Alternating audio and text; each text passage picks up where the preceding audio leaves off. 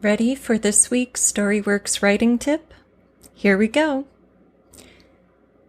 When we think of creating trouble for our protagonists, we often use sayings like "from the fry pan to the fire" to illustrate the process of making things ever worse for our character. Yet, as with all things storycraft, it's not that simple. It is, and it isn't. Because stories should have nuance, subtlety, meaning, theme, and subtext if it's going to be great. In other words, you can't simply give your character a flat tire, then run the car into a tree, then collide with another moving vehicle, then set the engine on fire.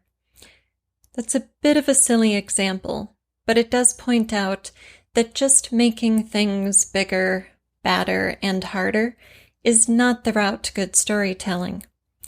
So what is an effective way to escalate stakes for your protagonist?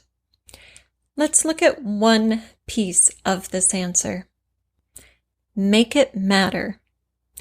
Whatever is happening to your protagonist over the course of the plot arc has to be relevant and significant to the protagonist. Let's say your protagonist is an underdog facing an unjust, classist system. Then you're going to want to represent the sort of injustices the system perpetrates on people of the underclasses. Say your protagonist, who comes from an impoverished family in a poor, working-class district, is at a fancy dinner party, and her food is served by an enslaved girl who looks very familiar. We might even say it could be the protagonist, but for some quirk of fate.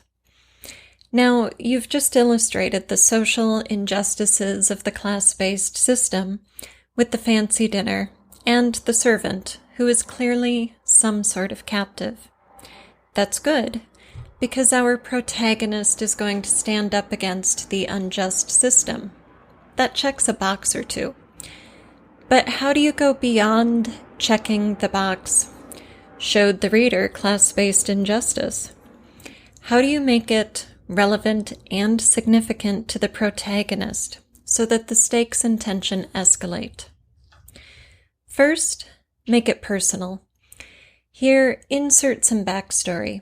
Show us that the protagonist recognizes the servant girl because she was out hunting one day and saw the girl and her friend being chased by the state police. The friend was killed, and the girl was captured. Second, make it illustrate something of the hero's challenges. The protagonist witnessed this, but was helpless to do anything about it. If you haven't recognized it already, I'm drawing from a scene in The Hunger Games by Suzanne Collins. Now, the servant girl's presence is doing more than ticking boxes. It is relevant and significant because, 1, it could have just as easily been our protagonist, Katniss, in the captive's position. 2, Katniss needs to fight to win, not only to keep herself alive, but on behalf of her people and make a stand for their value and place in the world, represented by the servant girl's captivity. And 3, Katniss is positioning herself against a powerful system specifically, and injustice generally. Yet she has so far been helpless, so why should she be able to stand up to the system now? We've just listed 3 strong, emotionally powerful reasons to take note of this encounter, which is what makes it matter. And when we make it matter, it becomes meaningful to both the character and the reader. It also gets pinned in the reader's memory. The reader will now anticipate the servant coming back around in some way, so we remember her later and keep an eye out for the fulfillment of the promise implied by this moment. If you want the trouble you're throwing at your protagonist to escalate the story, make it matter.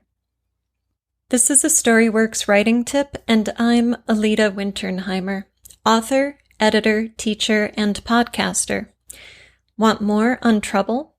Check out episode 19 of the StoryWorks Roundtable podcast, or visit storyworkspodcast.com and put trouble in the search field.